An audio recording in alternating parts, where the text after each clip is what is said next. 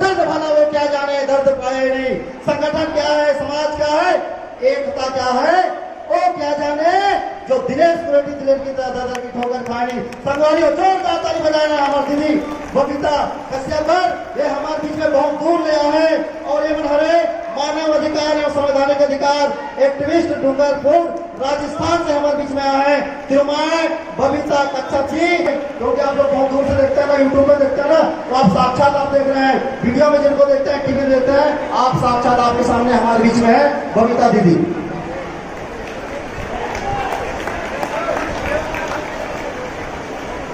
सबको जोहार। आपके छत्तीसगढ़ में बोलते हैं सेवा जोहार, तो छत्तीसगढ़ को सेवा जोहार, झारखंड में बोलते हैं जोहार, क्योंकि मैं झारखंड की बेटी हूँ और जल जंगल जमीन की लड़ाई के दौरान कई सारे केस लगे, जिसमें देशद्रोह का भी केस लगा था और राजस्थान गई, भील प्रदेश जिसको कहा जाता है, आप लोग गोंडवाना प्रदेश की मांग करते हो, वहां पे भील प्रदेश की मांग होती है, वहां पे मुझे संरक्षण हुआ और झारखंड की बेटी गोंडवाना प्रदेश में आके बेलौसा की उपाधि मुझे गोंड समुदाय ने दी और मुझे बेटी के रूप में गोद लिया। और वर्तमान में भील प्रदेश में मैं वहां की बहू के रूप में प्रचलित हूँ, क्योंकि भील प्रदेश के बेटे मतलब भील प्रदेश ने मेरा संरक्षण किया और बहू के रूप में मुझे स्वीकार किया। मेरे पति भी आज यहाँ पे है भील प्रदेश से, प्रसून मसाद भी। तो मैं ये चाहूंगी कि जिस तरह से भील प्रदेश की मांग वहां पे बहुत जोरदार तरीके से चल रही है और पूरे होने की कगार पे है, आने वाले दिन में गोंडवाना प्रदेश की मांग भी उतनी ही तेजी से बढ़नी चाहिए और साथ ही साथ में उसका इम्प्लीमेंटेशन भी होना चाहिए।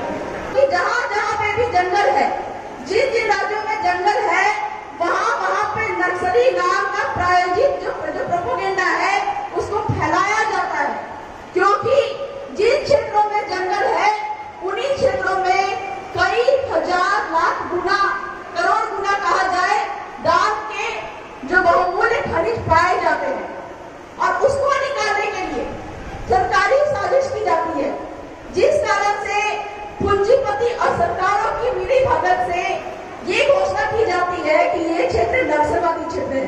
तो भाई, आदिवासी कोई नक्सलवादी जनजात नहीं है, कहीं ना कहीं ये सरकारी शब्द है जो कि आदिवासियों को उपाधि के रूप में दी गई है। भारत के कुछ प्रतिनिधि ये बात बोल के आए कि भारत में एक भी आदिवासी नहीं है, क्योंकि भारत के संविधान में, कानून में और सुप्रीम कोर्ट के 5 जनवरी 2011 के जजमेंट में ये बात साफ बोला गया है। एक ब्राह्मण जज थे, ज्ञानसुधा मिश्रा और मांडे काजू, ब्राह्मण जज है, उन्होंने ये बात कही 5 जनवरी 2011 के जजमेंट में कि जो 8% भारत देश के आदिवासी है वही इस देश के असली मालिक है। और इसी बात को छिपाने के लिए, क्योंकि जो 8% गोंड, भील, उरांव, हल्बा कवर करके जितने भी 500 से अधिक जनजाति यहाँ पे है, ये सभी भारत देश के असली मालिक है।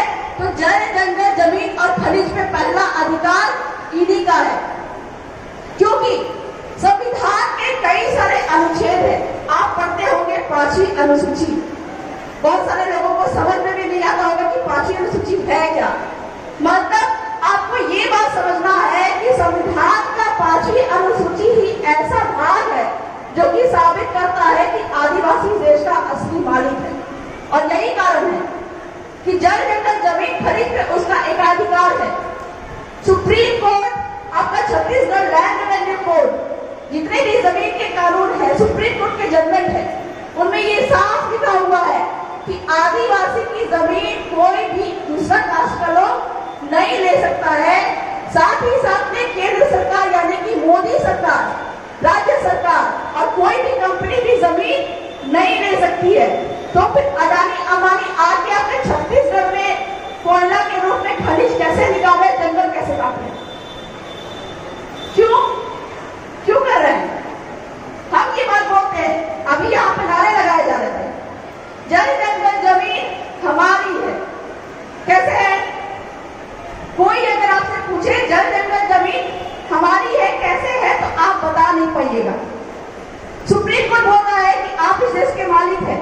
लेकिन पूछा जाएगा कि मालिक कैसे है, आप बता नहीं पाएंगे। तो आपको ये समझना पड़ेगा कि ये जो जल जंगल जमीन जो हम बोलते हैं हमारी है, आजादी के पहले आदिवासियों के पास में 60% जमीन थी, अभी घट के 3% भी नहीं रह गई है। और हमारे पुरखे जो कि मर गए वो शर्मिंदा होते होंगे कि हमने अपनी जमीन को अपनी जान दे के बचाए, लेकिन आज के हमारे बच्चे उनमें इतनी ताकत भी नहीं रही है कि अपने वंशानुगत जमीन को भी बचा सके। और हमारे आने वाले वंशज वो ये बात जरूर कहेंगे कि हमारे दादा लोग जो थे वो तो बहुत ही मजबूत थे, लेकिन पता नहीं हमारे बाप लोगों को क्या हो गया था। और अभी यहाँ पे जो बातें हो रही थी कि आदिवासी समुदाय है वो किसी से भीख नहीं मांगता है, किसी के सामने झुकता नहीं है, माफ करिएगा, अब ये सारे गुण जो है वो खत्म होते जा रहे हैं। यही कारण है कि आज हमको साबित करना पड़ता है 9 अगस्त मना के कि हम भी आदिवासी हैं। क्योंकि संयुक्त राष्ट्र संघ ने जो 5 विशेषताएं बताई है, 2 विशेषता, और भारत के संविधान में एसटी होने की 5 विशेषताओं में ये भी है कि आदिवासी में आदिम जनजातीय गुण होना चाहिए, घुलने मिलने से कतराना चाहिए, अनूठी बोली भाषा संस्कृति होनी चाहिए। ये सारे चीज अगर उनके पास में नहीं मिलते हैं तो उनको एसटी से निकाल देना चाहिए। एक तरफ से असली आदिवासियों को तो एसटी से निकाल रहे हैं, वही जम्मू कश्मीर में ब्राह्मण जाति को वहां पे एसटी में डाल रहे हैं। ये बहुत बड़ी साजिश हो रही है। वो इसीलिए हो रही है क्योंकि सरकारों को पता है कि सबसे ज्यादा जमीन आदिवासियों के पास थी, अभी भले 3% हो गई है, लेकिन एक भी आदिवासी इस देश में रहेगा। एक झटके में एसटी का स्टेटस अगर हटा दे, आरक्षण खत्म कर दे, तो आप तो ऐसे भी कहा जाए कि आरक्षण के दम पे जिंदा है और भी खत्म हो जाएंगे। तो यही साजिश आज की सरकारें कर रही है ताकि 5वीं अनुसूची, छत्तीसगढ़ लैंड रेवेन्यू कोड और जितने भी सुप्रीम कोर्ट में ये बात कही गई है कि आदिवासी की जमीन, जल जंगल जमीन, खनिज कोई भी नहीं ले सकता है, वो सारे के सारे एक झटके में पूंजीपति अडानी अंबानी के पास में चली जाए। वर्तमान के समय में मैं ये बात कहती हूँ कि हमारे पुरखे कल के समय में तीर धनुष लेके लड़ाई लड़ने के लिए निकल जाते थे, लेकिन आज हमको अपनी लड़ाई का तरीका बदलना पड़ेगा मेरे भाइयों। आज हमको तो लड़ाई लड़नी है। अगर हम तीर धनुष लेके निकल जाते हैं तो हम पे केस लगता है, क्योंकि आईपीसी सीआरपीसी कई सारे जजमेंट है, लेकिन उसके बावजूद भी मूलवीर आदिवासियों पे लगाया जाता है गलत तरीके से।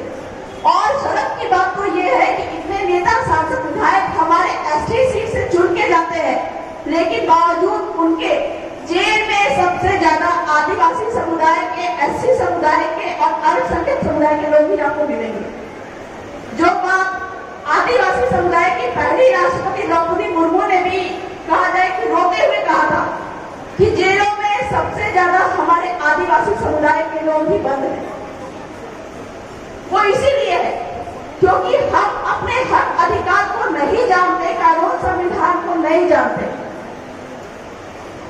इसलिए मैं ये कहती हूँ कि लड़ाई लड़ने का तरीका बदलना पड़ेगा। अब हमको जो लड़ाई लड़नी है वो कागज कलम की लड़ाई लड़नी है। और ये मैं ये दिलाती हूँ कि जहाँ पे भी कलेक्टर महोदय को, एसपी महोदय को और जितने भी नेता, मंत्री, सांसद, विधायक से लेके सुप्रीम कोर्ट, हाई कोर्ट भी, जब हमने ये बताया कि आदिवासियों के पास में ये संवैधानिक अधिकार है, आप उनकी जमीन को नहीं ले सकते, आप उसके जंगल को नहीं काट सकते, ये हमको बताना पड़ेगा। सरकार पसीने पसीने हो गए हैं, कलेक्टर पसीने पसीने हो गए। मतलब सरकारें ये जानती है एक भी आदिवासी अगर यहाँ पे रहेगा तो जो चीज हमने उनसे लूटी है, उनके जल जंगल जमीन खनिज लूटी है, हसदेव का जंगल काटा है, उसके अंदर से कोयला निकाला है, अगर एक भी आदिवासी रहेगा वो अपने हक अधिकार को जान जाएगा तो वो मांग करेगा कि जो भी हमसे लूटा है वो हमको वापस करो। और वापस करने के साथ में इतने दिन तक जो मुआवजा बनता है वो भी आदिवासी समुदाय को वापस करना पड़ेगा। तो सरकार के पास में इतना पैसा है भी नहीं, क्योंकि देश की जीडीपी ग्रोथ 2% हो गई है। सरकार चलाने के लिए इनके पास पैसे नहीं है, और सरकार चलाने के लिए जो पैसे चाहिए वो आपके हसदेव के जंगल से आएगा, क्योंकि उसके अंदर में कोयला है। झारखंड के खूनी क्षेत्र जहाँ पे 10 लाख टन सोना है, सुप्रीम कोर्ट क्या बोलता है जानना पड़ेगा। सुप्रीम कोर्ट बोलता है आज लोढ़ा जनपद में जिसकी जमीन उसका खनिज, मतलब आपकी जमीन पे जो सोना लोहा चांदी सब है, कोयला है, अगर आदिवासी क्षेत्र में है, आदिवासी की जमीन के अंदर में है, उसको निकालने का पहला अधिकार वहां के स्थानीय आदिवासियों का है। लेकिन आज सरकारें निकाल रही है। हम ये बात बोलते हैं जल जंगल जमीन हमारा है, हम इस देश के मालिक है, लेकिन जो खाली पड़ी जमीन, सरकारी जमीन जो होती है, क्या बोलते हैं किसकी जमीन है? सरकारी जमीन है। एक तरफ से तो बोल रहे हैं जल जंगल जमीन हमारा है, हम इस देश के मालिक है, लेकिन खाली पड़ी जमीन को बोलते हैं सरकारी जमीन है। वन को बोलते हैं, जंगल को बोलते हैं कि वन विभाग का है। मेरे को एक बात बताइए, जिस समय यहाँ पे कोई नहीं थे, ना अंग्रेज थे, ना मुगल थे, ना तुर्क थे, ना पुर्तगाल थे, कोई यहाँ पे नहीं आया था, उस समय यहाँ पे कौन थे? हमारे बाबा थे। हजारों साल से यहाँ पे रह रहे, तभी तो यहाँ के देश के मालिक है, सुप्रीम कोर्ट ने कहा। तो जब यहाँ पे कोई नहीं थे, उस समय आदिवासी समुदाय हमारे पुरखे यहाँ पे निवास करते थे, गांव का सीमाना तय करते थे, और गांव का सीमाना तय करने के बाद में उन्होंने तय किया ये जो पहाड़ है, बेलाडीला का पहाड़ है, यहाँ हमारे वंशज यहाँ से लकड़ियां तोड़ने के लिए जाएंगे। ये जो हसदेव का जंगल है, यहाँ पे हमारी लड़कियां लकड़ियां फल फूल तोड़ेंगी। ये जो खाली पड़ी चरवाहा जमीन है, यहाँ पे हमारे पशु चलेंगे। ये जो नदी है, यहाँ पे हमारे वंशज पानी पिएंगे। ये करके गांव के सीमाना के अंदर में सारी चीजों को तय किया, और तय करने के बाद में आज सरकार बोलती है कि जंगल हमारा है, ये पहाड़ हमारा है, ये नदी तालाब हमारा है। लेकिन मैं एक बात आप लोगों को बता देना चाहती हूँ, हक अधिकार के तौर पे यहाँ पे बैठे हर एक व्यक्ति को जो जमीन मिलती है, किससे मिलती है? बाप के बाप के बाप के बाप से मिलती है। हमारे यहाँ पे लड़कियों का जमीन में हिस्सा नहीं देते, क्योंकि अगर लड़की किसी गैर से शादी कर लेगी तो जमीन भी गैर के पास में चली जाएगी। तो ये नियम बना है कि लड़कियों को जमीन में हिस्सा नहीं देना है। लेकिन हमारी जमीन सरकार लेके जा रहे हैं, कोई दूसरे लेके जा रहे हैं, जबकि ऑर्डर क्या है? एसटी की जमीन एसटी ही खरीदेगा, एससी समुदाय की जमीन एससी समुदाय ही खरीदेगा, कोई ओबीसी के अंदर नहीं ले सकता है। बावजूद हमारी जमीन दूसरों को जा रही है, लेकिन हर किसी को जमीन मिलती है, बाप के बाप के बाप के बाप से मिलती है। अगर खाली पड़ी जमीन सरकारी जमीन है तो मुझे ये बताइए सरकार के बाप का नाम क्या है? अगर खाली पड़ी जमीन सरकारी जमीन है तो सरकार के बाप का नाम तो कुछ होना चाहिए। पूछिए, नहीं बता पाएंगे। क्यों? क्योंकि हर 5 साल में सरकार का बाप बदल जाता है। कभी भाजपा की सरकार होती है, कभी कांग्रेस की सरकार होती है, तो सरकारी जमीन का कोई भी बाप नहीं है। तो उस खाली पड़ी जमीन का असली बाप कौन है? आदिवासी, जिसने उस गांव को बसाया। गांव के सीमाना के अंदर पड़ी खाली जमीन उस गांव की है, नदी उस गांव की है, तालाब उस गांव का है, बेलाडीला पहाड़ी उस गांव की है, हसदेव जंगल उस गांव के सीमाना के अंदर के लोगों का है। तो लड़ाई लड़ने का तरीका ये है, और यही बात सुप्रीम कोर्ट बोल रहा है। क्या बोल रहा है? जगपाल सिंह बना पंजाब जनरल पे कि खाली पड़ी जमीन पे सरकार का अधिकार नहीं है, गांव का अधिकार है, ग्राम सभा का अधिकार है। और एक कानून बनाया, भूमि अधिग्रहण कानून 2013, उसका सेक्शन 41-42 में कहा, क्या कहा कि एक तो सबसे पहले बिना ग्राम सभा की अनुमति के जमीन कोई भी केंद्र सरकार, मोदी सरकार, राज्य सरकार या फिर कोई भी कंपनी नहीं ले सकता है बिना ग्राम सभा की अनुमति के। और अगर लेना भी है, ग्राम सभा अनुमति देती भी है, तो बाजार मूल्य से 3 गुना ज्यादा मुआवजा और साथ ही साथ में शिक्षा, चिकित्सा, सड़क, मकान सब कुछ देना पड़ेगा। लेकिन आप ये बताइए कि यहाँ पे जो कंपनी, अडानी कंपनी हसदेव के जंगल काट रही है, क्या उन्होंने ग्राम सभा किया? नहीं किया। तो हम कभी ये बात को सुप्रीम कोर्ट, हाई कोर्ट तक नहीं ले जाते हैं। हम लड़ाई लड़ने का तरीका नहीं जानते हैं। लड़ाई लड़ने की भी अपना तरीका होता है। कब तक? जब तक वहां पे कानून का शिकंजा नहीं हो जाता है तब तक आप आंदोलन करिए, लेकिन साथ ही साथ में आपको सुप्रीम कोर्ट, हाई कोर्ट में जाके भी सवाल करना पड़ेगा कि ये हसदेव का जंगल तुम ले रहे हो, तो हमको ये बताओ कि सरकार के बाप का नाम क्या है? कभी नहीं बता पाएंगे। वन विभाग के बाप का नाम क्या है? कभी नहीं बता पाएंगे। क्योंकि गुजरात के रतन महल जंगल का एक किस्सा मैं बताना चाहूंगी। वहां के जंगल में वन विभाग कब्जा कर लिया आदिवासियों के जंगल पे, और वहां पे रीछ अभयारण्य के नाम पे बहुत, मतलब वहां पे पैसे कमाने लगे। तब वहां के ग्राम सभा एक्टिव हुई और उन्होंने सूचना के अधिकार के अधिनियम के तहत पूछा, क्या पूछा कि ये जंगल अगर तुम्हारा है तो तुम ये बताओ कि तुम्हारे पिताजी का नाम क्या है, मतलब पूछा कि तुम्हारा दस्तावेज बताओ। तब ये बताए कि ये जो जंगल है जो हमने रिच अभयारण्य के नाम पे दिया हुआ है 114 आदिवासियों के नाम पे है। मतलब हम जो समझते हैं कि वन विभाग सरकारी है, जमीन सरकारी है, वो सरकार का नहीं है। अगर सही तरह से हम कोर्ट कचहरी के माध्यम से जानकारी लेंगे तो हमको मालूम चलेगा कि ये सारी चीजें तो हमारे बाप की है, किसी और के बाप की नहीं है। तो लड़ाई लड़ने का तरीका हमको समझना पड़ेगा। और आपके गोंडवाना प्रदेश की मांग की बात बिल्कुल जायज है, क्योंकि आदिवासियों के साथ में छत्तीसगढ़, मध्य प्रदेश, उड़ीसा, झारखंड के कुछ गोंड समुदाय है, या फिर जहां जहां पे भी गोंड समुदाय को मिला के गोंडवाना की मांग जो चल रही है, यहाँ के स्थानीय लोगों की मांग चल रही है, ये बिल्कुल जायज है। क्योंकि जब आपका झारखंड मिल सकता है, तेलंगाना, आंध्र प्रदेश मिल सकता है, तो बिल्कुल भीड़ प्रदेश और गोंडवाना प्रदेश भी तो मिल ही सकता है। लेकिन हमको मांगने का तरीका बदलना पड़ेगा। हम किससे मांग करते हैं? हम मांग करते हैं प्रधानमंत्री से, हम मांग करते हैं मुख्यमंत्री से। लेकिन चूंकि ये आदिवासी राज्य है और संविधान के अनुच्छेद 3 में सामान्य क्षेत्र का घटाना बढ़ाना जो है वो संसद करती है, लेकिन आदिवासी क्षेत्र को घटाने बढ़ाने का अधिकार राष्ट्रपति महोदया के पास में है। तो हमको गोंडवाना की मांग राष्ट्रपति महोदया से करनी चाहिए और बिल्कुल मिलेगा। कि बाप विधायक बनेगा, उसका बेटा भी विधायक बनेगा, उसका पोता भी विधायक बनेगा, मतलब पैसे से मजबूत हो जाते हैं, तो वो लगातार वंशवाद करते रहते हैं, जो कि भाजपा कांग्रेस में अक्सर देखा जाता है।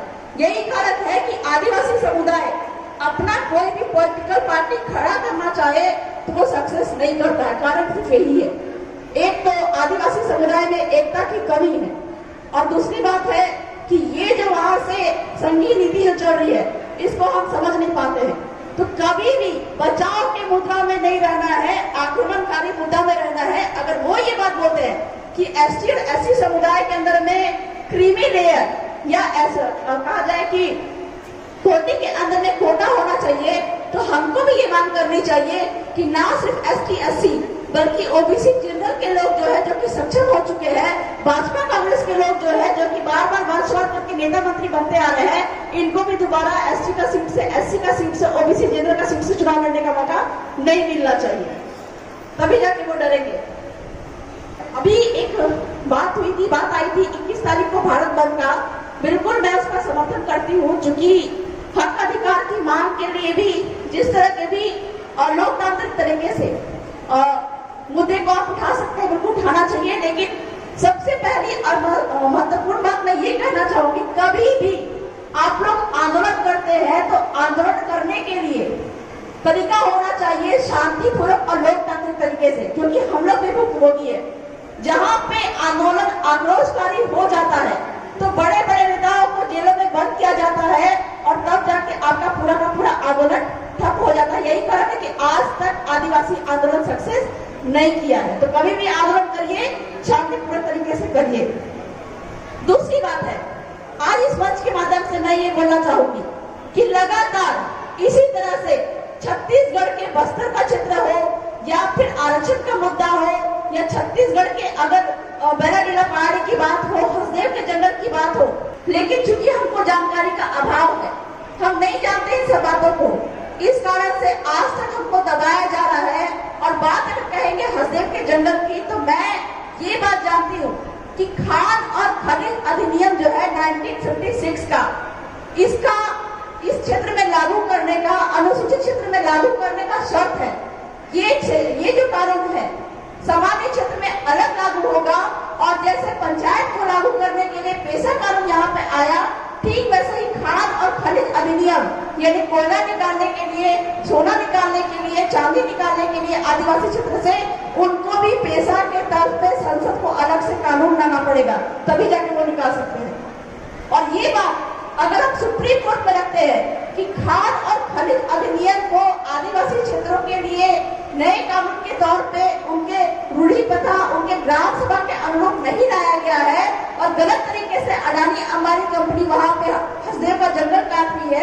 डाल रही है, तो मैं ये बता दूं वो जंगल तो रुकेगा ही रुकेगा, वो कटने से रुकेगा ही, बल्कि कोयला जितना वो निकाल के दे गए हैं उनका मुआवजा भी उनको वापस करना पड़ेगा। लेकिन हम आदिवासी क्या सोचते हैं, एक बार कोई चीज चला गया तो दोबारा हमको वापस नहीं मिलेगा, ये बात हम सोचते हैं। एक छोटा सा उदाहरण देना चाहूंगी। एक हाथी के बच्चे को जंगल से उठा के लाया गया और उसको बांध के रखा गया लोहे की मोटी जंजीर के साथ में। वो बच्चा उस लोहे की जंजीर को तोड़ने की बहुत कोशिश कर रहा था, उसे टूटा नहीं। फिर धीरे धीरे करके मोटी सी रस्सी से उसको बांध के रखा जाने लगा। बच्चे ने तोड़ने की कोशिश की, हाथी के बच्चे ने, टूटा नहीं। धीरे धीरे वो हाथी बड़ा हुआ और बड़े होने के बाद आज उस हाथी को वो मोटी सी रस्सी से बांध के रखा जा रहा है और वो हाथी चाहे तो उस रस्सी को तोड़ के भाग सकता है, लेकिन वो उसको तोड़ता नहीं है। क्यों?